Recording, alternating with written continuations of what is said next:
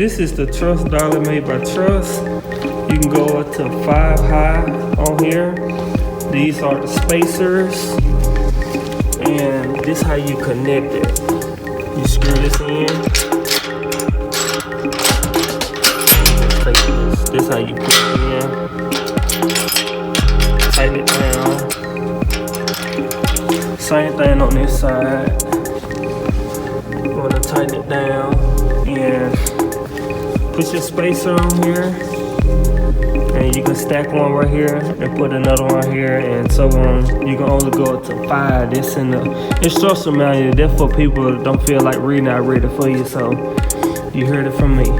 And so once you got it, you just push it, and that's it. Also, it also includes 2 straps, so you can strap it down to your trailer, your truck, or whatever.